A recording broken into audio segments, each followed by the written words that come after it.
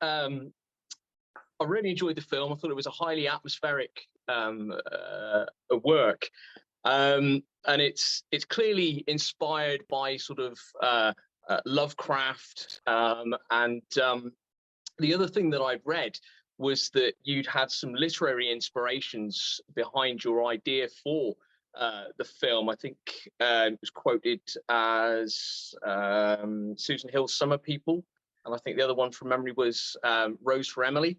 So they're quite interesting sort of touch points. What was it about those particular sort of novels that you drew inspiration from?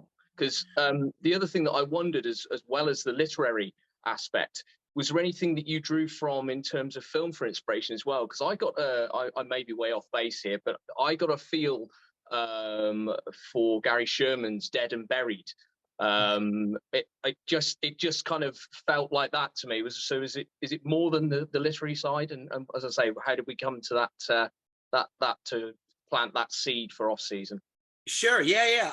So Rose for Emily, I read years ago, and I think there's something really kind of interesting and profound about this woman who basically is her entire part of her life is that this rich person comes into town and basically kind of takes advantage of the whole town, and when she dies, the entire town realizes this really terrible secret that she's been holding, right? And so that was kind of a very kind of interesting jumping off point of just gets you thinking like, oh my God, the idea of these kind of secrets that suddenly come to life after a person's passed away could be utterly depraved. And then Shirley Jackson's The Summer People is so interesting to me because it's about these two people who just want to stay in this little town after the summer season's over, right? And then everyone's like, well, no one does that. And when they decide to, really terrible things start to happen. And then it's left at such a cliffhanger. You're like, well, what happens? What are the summer people? I have to understand that. And so those two really were, they just got my brain moving in a different way to try to build like the mythology and everything. And then, film, it's so funny. It's like, I've heard so much Dead and Buried. I love Dead and Buried. I saw it first in college. I've heard so much of that. And then Messiah of Evil. And what's interesting, I feel like if you set a movie in an isolated town on the beach, you're inevitably going to get those comparisons. So it's fine if people see that. But visually, the big jumping off movies for me were Antonioni's Red Desert, the Japanese Dark Water, and Pulse. I think Pulse is so great. But, since I'm such a diehard cinephile, inevitably just like references are going to come in subconsciously or not. So yeah, absolutely. And there's some wonderful influences, some absolute classics. Sure. Yeah. I'd read somewhere that you're not a fan of the audition process particularly. So was it very much a case that Jocelyn Donohue's casting as Marie was that she was just literally top of your list?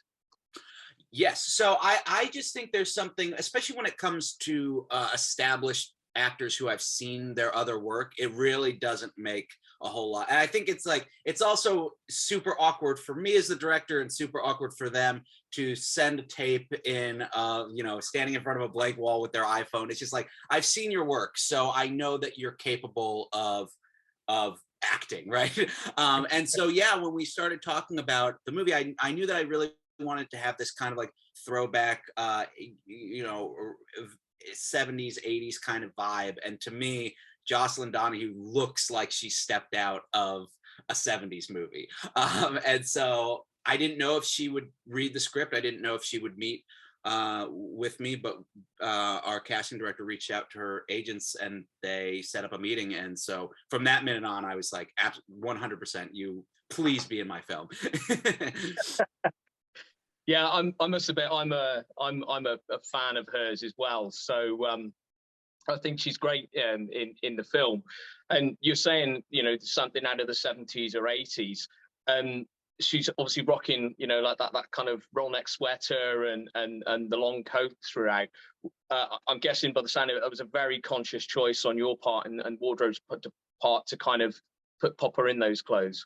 Yes, for sure. I'm a huge fan of the movie Bunny Lake is Missing, and that her outfit is an homage to that outfit in Bunny Lake is Missing. So yeah, it's something I really love costumes. I really love when characters, I always say it's like my dream is that people could either like draw my characters or dress up for them like them for Halloween. Yeah. So yeah, all of the costumes in the movie are very like conscious efforts in all of my movies, really. One of the things that I've noticed looking through good old IMDb is that you have some regular collaborators, and indeed you've been working regularly with genre legend Larry Fessenden Yeah. since your second feature, I believe, was Ritual. Yeah. How much of an oracle has he been to you? Have you driven him mad by sort of saying, Larry, just, can I get your take on this? Oh, for sure. Yeah. And so when I was starting out, when I was 19 years old, I called Glass Eye Picks cold called and begged to be an intern and get coffee and anything. And so they were really my first, and his company were really my first look into how movies actually got made. Real movies that I had gone to the movie theater and seen in college. I walked to the Coolidge Corner Theater and I saw House of the Devil. So it really was he was the first person to kind of take me under his wing and show me how real movies were made. And so, yes, throughout my career, I beg him to do something in my films. I definitely really admire Larry so much, and I credit him for so much. Yeah, no, he is. I love him as an actor and a filmmaker. I think the last thing I saw him in was Jacob's wife, I think, with Barbara Crampton. So, that you could have been a lot worse off with having a mentor. 100%. Yeah, and I think perfect. what's so great about thank you. And what's so great about him now is like people really are, he's almost like having this moment of realization where everyone is realizing what he's been doing for decades now and how important and significant he is as a filmmaker and a producer and a supporter of the arts. So yes, I can't say enough good things. Just continuing the theme there of regular collaborators, your sound designer, Sean Duffy, is somebody else that you've worked with on a number of occasions.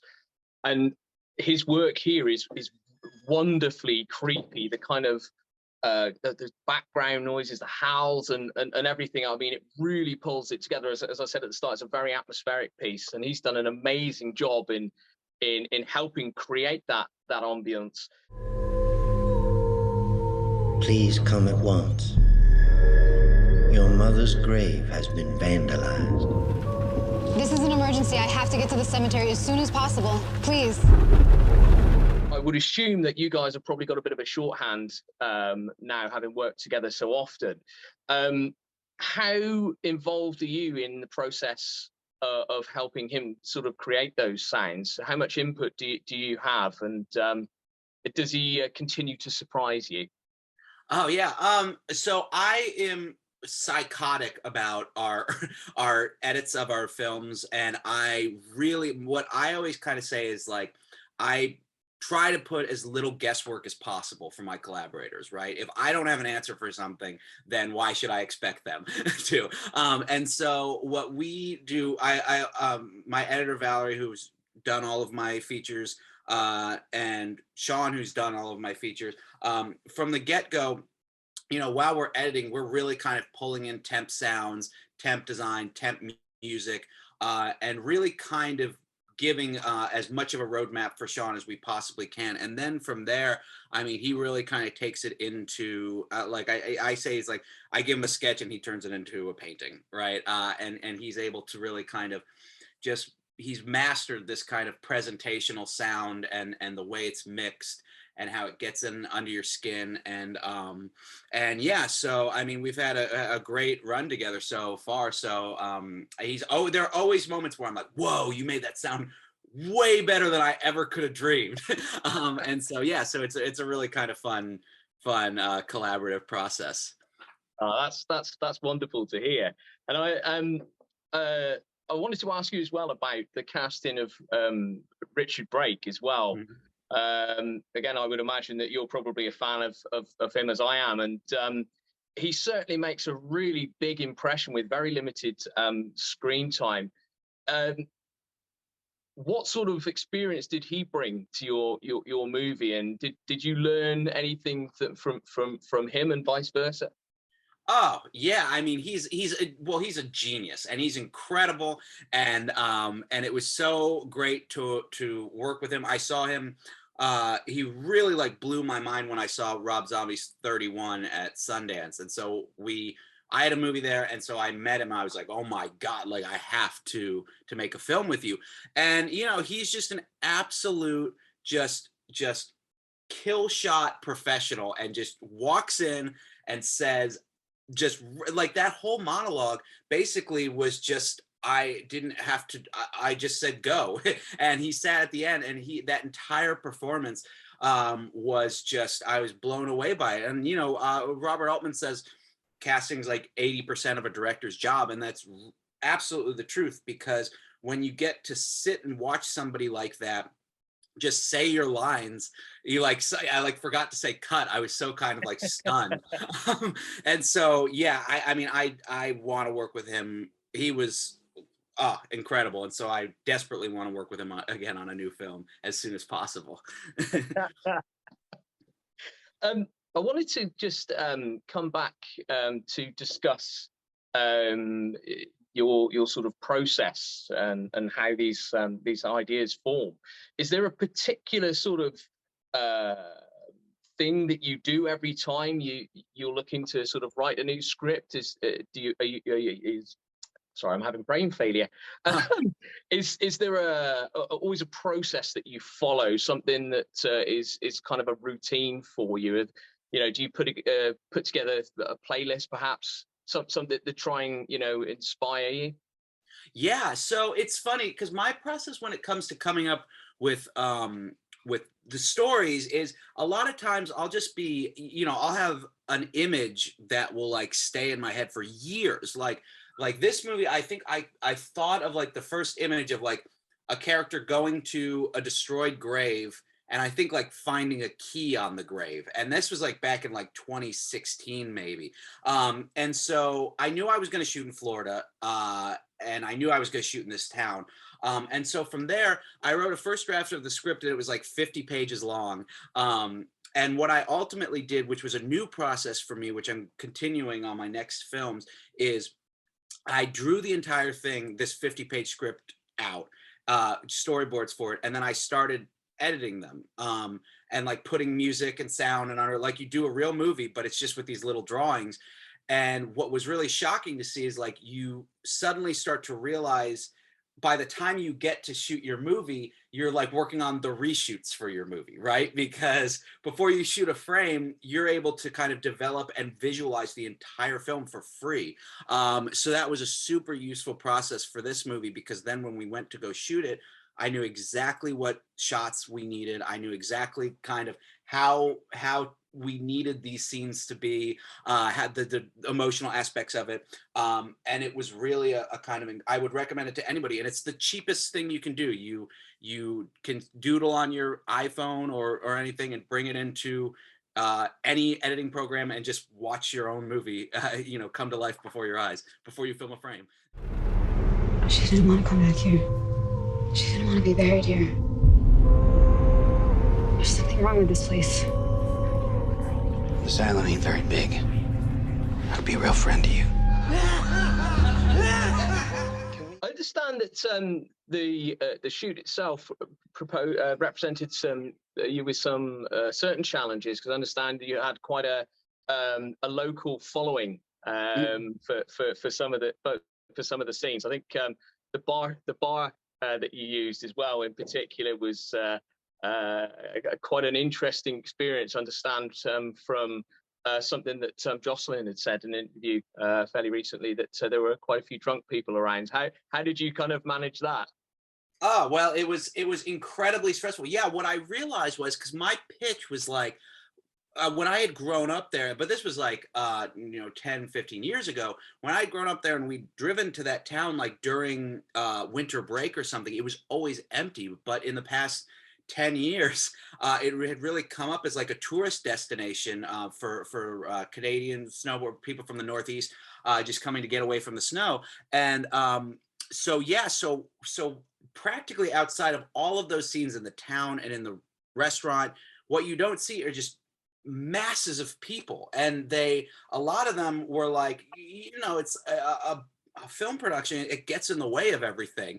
So they had told us they were going to shut down the restaurant for us early, but you had some stragglers kind of coming, you still hanging out by the bar and everything. So in certain shots, what you don't see are just like a bunch of just hammered tourists really upset that they can't keep drinking there.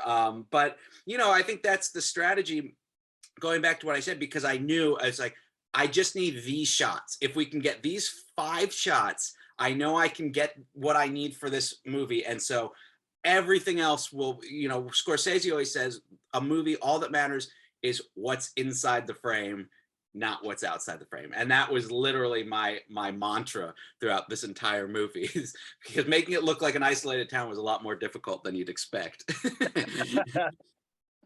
Yeah, I mean, the location itself is really nice. It's almost a character in itself. And one of the other things that I particularly liked about it was the real sense of isolation that you were able to get from that. Was it a lengthy process in terms of scouting the locations, or did you have it up in your mind, or immediately that's the place that you wanted to use? I knew it immediately, and so it really was. I kind of we kind of reverse engineered it. So I said that I was going to film in that town. The financiers came on board, and then probably October 2019, I went down for the first time to like take pictures, just myself. And then December, we went down and did like a technical scout. And then that's when the producers talked to the city, or to the town, and got like, the way they were able to clear out the entire main street was like, we basically set up parade routes. And so we went through the same process that they would do when they had a parade. And then, so that was December, and then January we were filming. So it was actually pretty straightforward, surprisingly. I think it's just because there hadn't been any other like big productions shooting there ever. So you shoot something in California, people are they know what the process is involved, and so it can be more complicated. But Florida was fairly easy to at least get started. One other thing that I wanted to ask you about the kind of idea of this demon. Obviously that kind of Lovecraftian theme can lend itself to all manner of kind of sort of sticky, goopy creations. And I know that from seeing the film, without giving away too many spoilers for those that haven't seen it, it's obviously this just a small kind of outline of what this demon is. Was there ever a temptation to go bigger and maybe try and bring more in? I know obviously working with a budget of yours, it can be sometimes limited, especially where you're using practical effects, but was there ever a point where you're thinking maybe we could bring something more in? Well, what's so funny is that our effects guru, Jim Ojala, he built this entire elaborate, insanely detailed monster creature suit. And it's a work of art. I mean, it's so detailed and layered. And I just knew that what they always kind of say is like, if you give too much away, then you're taking the audience's kind of what projection of their own fear onto this thing. So I kind of dug my heels in, and I wanted it to be as kind of subtle and dark and shadowed as possible. But you know, I hopefully when Jim has his own museum one day, they'll keep the creature suit and put him up, because he's really, really elaborate. And after the movie premiered, I was like, Jim, I'm really sorry. I know so much work went into this thing. And then my producer was like, we could have just done this, you know, completely digitally, like at least bring out some detail. But I just knew, the shadowed creature on the horizon was just very, very terrifying to me. But yes, one day maybe people will be able to come see that suit. Yeah, no, I agree, and that was one of the things actually that really sold the film to me in the trailers. That last kind of money shot, you know, and I just thought, yeah, I'm way in here. Cool. We are nearly at time, Mickey. So I just wanted to ask you about your next project. You're pretty prolific. I mean, I believe Crooks is kind of in pre-production at the moment, and this will be your 8th feature since 2011 as a both writer and director. So where are you with Crooks? When are we likely to see it?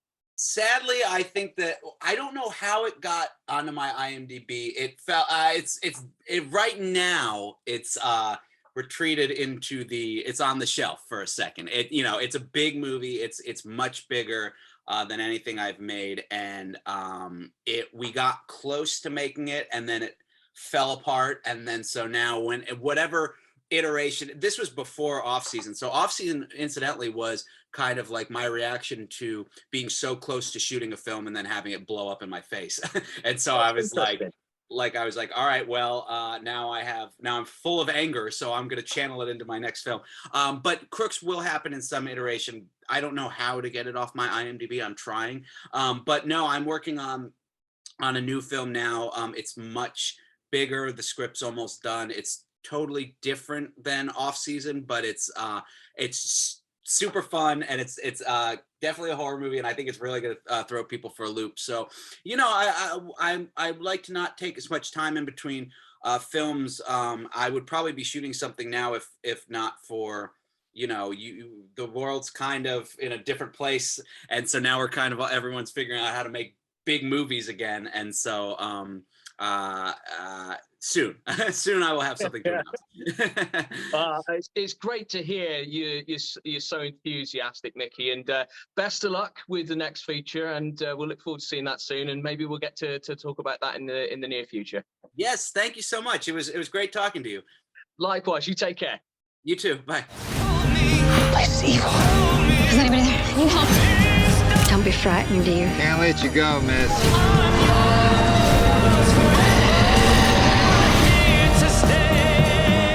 It's quite beautiful, you know. The island.